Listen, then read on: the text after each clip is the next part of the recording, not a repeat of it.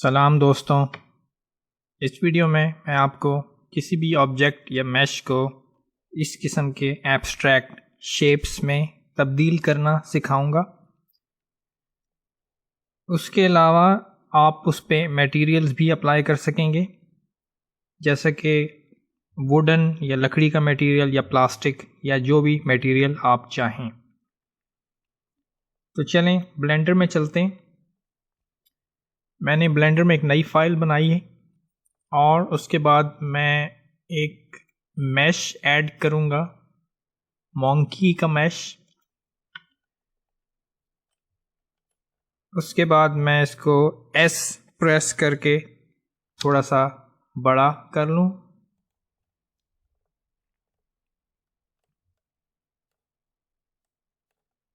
सबसे पहला जो काम करना है, आपको इस मैश को या ऑब्जेक्ट को एडिट करना है ताकि इसके दो लेयर बन जाएं। उसके लिए आपको इस मॉन्की को या ऑब्जेक्ट को सेलेक्ट करना पड़ेगा और उसके बाद ऑब्जेक्ट मोड से एडिट मोड में आना पड़ेगा। जब आप एडिट मोड में आते हैं तो आप इस ऑब्जेक्ट को 3 लेवल्स पे चेंज कर सकते हैं। एक तो वर्टेक्स लेवल पे, या एज लेवल पे, या फेस लेवल पे। तो हम इसको फेस लेवल पे चेंज करेंगे। तो मैं फेस सेलेक्ट जो है मोड, उसको मैंने एक्टिवेट कर दिया। अब आप देख सकते हैं कि ये हर हिस्सा एक फेस है और हमें इसको चेंज करने के लिए सारे फेसेस को सेलेक्ट करना ज़रूरी है। तो अगर हम कीबोर्ड पे ए प्रेस करेंगे तो सारे फेसेस सेलेक्ट हो जाएंगे और उसकी निशानी ये है कि ये सारे के सारे ऑरेंज या हाईलाइटेड हो जाएंगे। दूसरा तरीका सेलेक्ट करने का है कि आप सेलेक्ट मेन्यू में भी जाके सेलेक्ट ऑल या ए प्रेस कर सकते हैं, तो ये भी किया जा सकता है।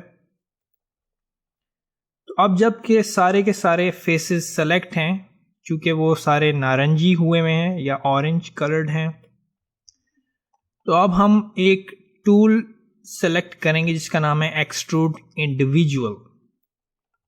जब ये टूल हमने सेलेक्ट किया तो हमें ये एक येलो कलर का लीवर सा नज़र आ रहा है, आप देख सकते हैं यहाँ पे। और इसको मैं क्लिक और ड्रैग करूँगा, आगे पीछे करूँगा तो ये फेसेस अब अंदर की तरफ जा रहे हैं, लेकिन मुझे बाहर की तरफ लेके आने हैं। तो मैं इसको माउस को दूसरी तरफ लेके जाऊँगा और ये थोड़ा सा माउस को मैं इधर उधर करूँगा तो आप देखेंगे कि ये फेसेस एक्सट्रूड हो गए हैं।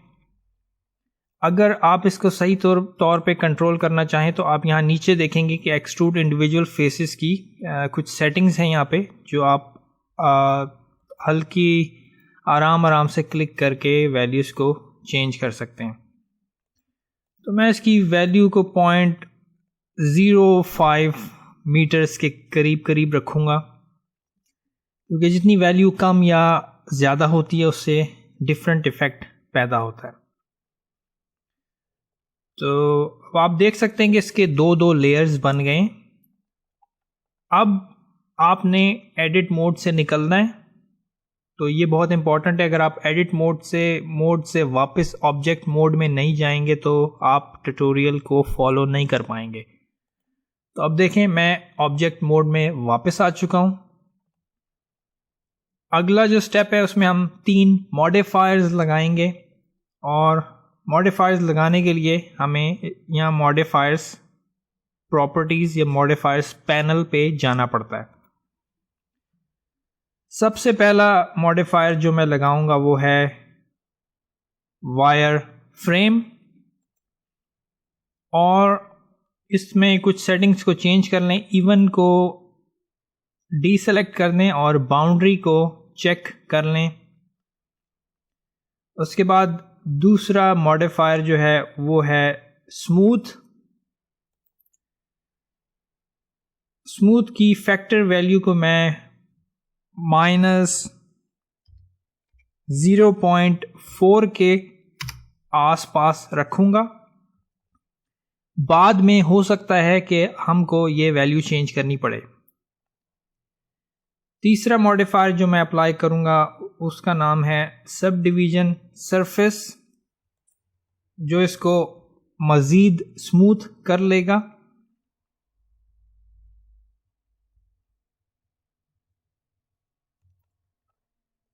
और इसकी वैल्यू को हम लेवल्स व्यू पोर्ट को हम 3 पे रखेंगे। अगर आपका कंप्यूटर बहुत स्लो है तो प्लीज़ इसको आप 2 पे भी रख सकते हैं। क्योंकि मेरा कंप्यूटर काफ़ी पावरफुल है तो मैं इसको 4 पे भी रख सकता हूँ, लेकिन फ़िलहाल मैं इसको 3 पे रखूँगा। और फाइनल रेंडर के लिए हम इसे 3 रख सकते हैं। अगर आपके पास पावरफुल कंप्यूटर है तो फाइनल रेंडर के लिए आप इसको 4 भी कर सकते हैं, लेकिन फ़िलहाल दोनों को 3 और 3 पे ही रखें। अब जो तस्वीर मैंने आपको शुरू में दिखाई थी, तकरीबन उससे मिलती जुलती शेप हम बना चुके हैं। लेकिन अगर हम देखें जो रेफरेंस इमेज थी उसमें ये ज़्यादा थिक है, ज़्यादा चौड़ी पट्टियाँ हैं। तो अगर आपने उसकी चौड़ाई को कंट्रोल करना है तो आप स्मूथ मॉडिफायर में फैक्टर जो है उसको मज़ीद माइनस में लेके जाएं।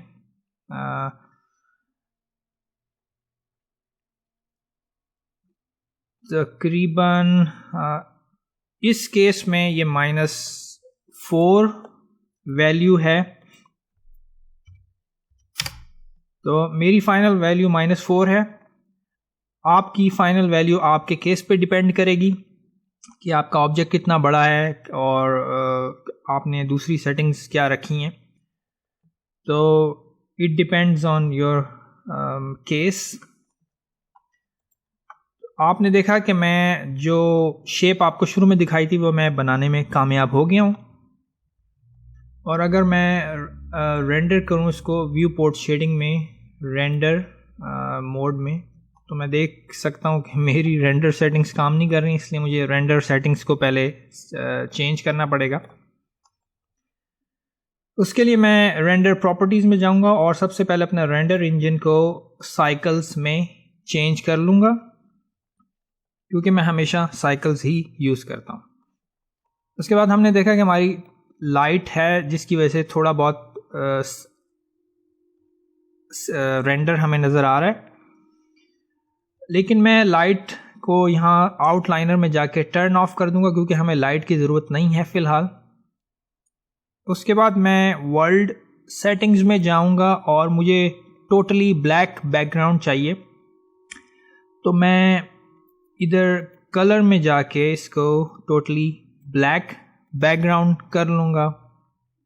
और लाइट के लिए मैं एम्बिएंट एक्लूजन को चेक कर लूँगा, जिससे मुझे हर तरफ से कुछ ना कुछ लाइट मिलेगी, इवन के मेरे पास लाइट जो है वो टर्न ऑफ है सीन की।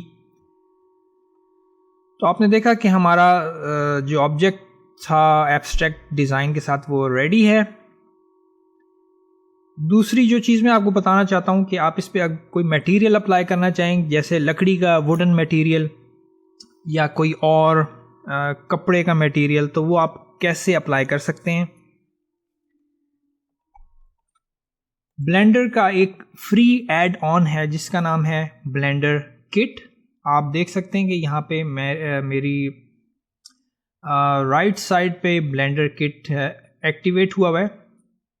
अगर आपके पास ब्लेंडर किट नहीं है तो आप उसके लिए आप एडिट में जाएं, एडिट मेन्यू, प्रेफरेंसेस, ऐड ऑन्स, और यहाँ पे आप टाइप कीजिए किट। तो आपको ये फ्री ऐड ऑन एक्टिवेट हो जाएगा आपके ब्लेंडर में भी, और जस्ट प्रेस ओके, यहाँ ओके प्रेस कर दें और इस डायलॉग बॉक्स को क्लोज कर दें। इस ब्लेंडर किट ऐड ऑन के ज़रिए आप इंटरनेट से फ्री मॉडल्स, मटेरियल्स डाउनलोड कर सकते हैं। कुछ चीज़ें पेमेंट करने पे मिलती हैं, लेकिन इसमें काफ़ी मॉडल्स और काफ़ी मटेरियल्स जो हैं वो फ्री हैं। अब मैं मटेरियल्स में जाऊंगा और मैं यहाँ पे मेरे ख्याल से मैं पहले आइस का मटेरियल ढूंढ रहा था, इसलिए यहाँ पे आइस लिखा हुआ है, लेकिन अब मैं लिखूँगा यहाँ पे या टाइप करूँगा वुड। अगर आपको यहाँ ये मटेरियल्स नज़र नहीं आ रहे तो आप इस आई के जो आँख वाला आइकन बना है, जो आई का आइकन बना है, इसे आप क्लिक करेंगे तो आपको सारे मटेरियल नज़र आएंगे। तो मैं, जैसा कि आपने देखा, मैंने मटेरियल सेलेक्ट किया था तो मुझे वुडन मटेरियल्स नज़र आ रहे हैं, और इनमें से किसी भी मटेरियल को अप्लाई करने के लिए आपको अपना ऑब्जेक्ट सेलेक्ट करना पड़ेगा, और जो कोई भी मटेरियल है ऊपर उसे डबल क्लिक करेंगे तो वो इस पर अप्लाई हो जाएगा। तो फॉर एग्ज़ाम्पल मैं अगर ये वाला पहला मटेरियल इस पर अप्लाई करना चाहता हूँ तो मैं इस पर डबल क्लिक करूँगा, और मुझे थोड़ा सा वेट करना पड़ेगा क्योंकि ये मटेरियल डाउनलोड होगा इंटरनेट से, और हो सकता है कि मुझे यहाँ पे एक ग्रीन बार नज़र आए जो नीचे से ऊपर जाएगी, जिससे पता चलेगा कि कितना डाउनलोड हो चुका है। तो यहाँ आप देख सकते हैं कि ये जो है यहाँ पर लुकिंग फॉर एसेट लिखा हुआ है कंप्यूटर, मुझे हो सकता है आपको नज़र ना आ रहा हो। अब आप देख सकते हैं कि डाउनलोड हो रहा है। ये 15 MB की फ़ाइल है या 15 MB का मटेरियल है, और ये डाउनलोड हो रहा है।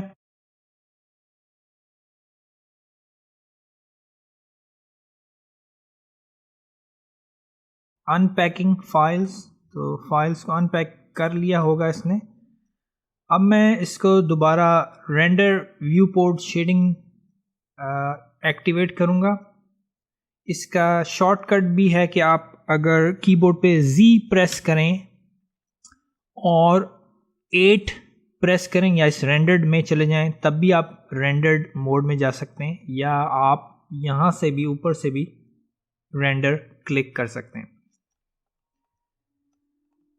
एक और तरीका जिससे आप कंफर्म कर सकते हैं कि आपका मटेरियल अप्लाई हो चुका है, उसके लिए आप मटेरियल प्रॉपर्टीज़ में जा सकते हैं, और आप देख सकते हैं कि यहाँ ऐसा मटेरियल जो आपके पास नहीं था वो यहाँ पे आ चुका है, क्योंकि यहाँ पे लिखा हुआ है कि वुड 055 समथिंग। तो इससे पता चलता है कि हमारे पास एक नया मटेरियल आ गया है और इस पर अप्लाई हो चुका है। तो मैं इसे ज़रा माउस व्हील के ज़रिए आगे पीछे करके मटेरियल को चेक कर सकता हूँ कि मेरा मटेरियल कैसा नज़र आ रहा है। जो मटेरियल मैंने इस्तेमाल किया वो ये वाला था, वुड 9। तो मैं ये अप्लाई करके देखता हूँ, तो मैं इस पर डबल क्लिक करूँगा।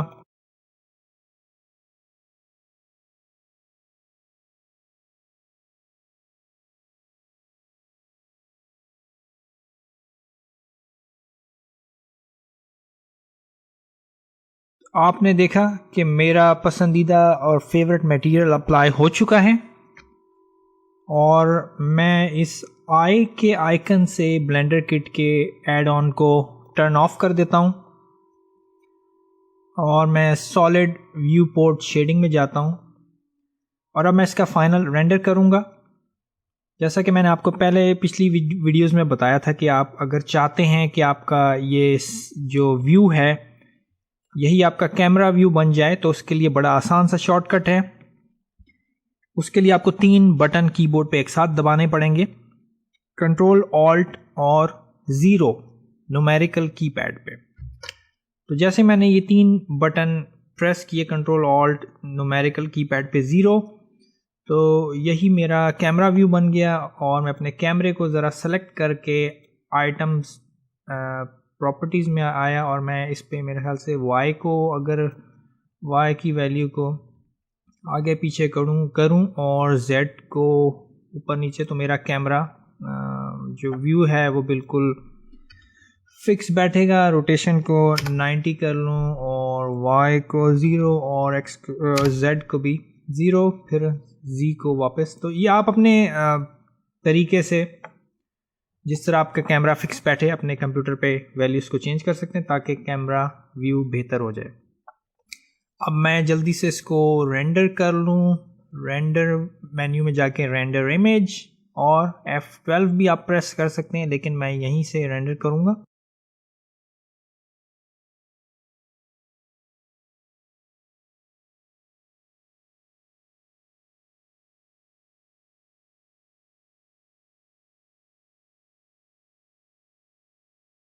तो आपने देखा मेरा रेंडर कंप्लीट हो चुका है, और अगर मैं चाहूँ तो मैं इस इमेज को इमेज मेन्यू में जाके सेव कर सकता हूँ ताकि मैं अपने दोस्तों के साथ शेयर कर सकूँ।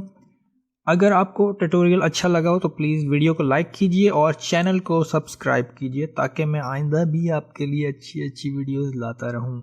तो मिलते हैं अगली वीडियो में, तब तक के लिए अल्लाह हाफिज़।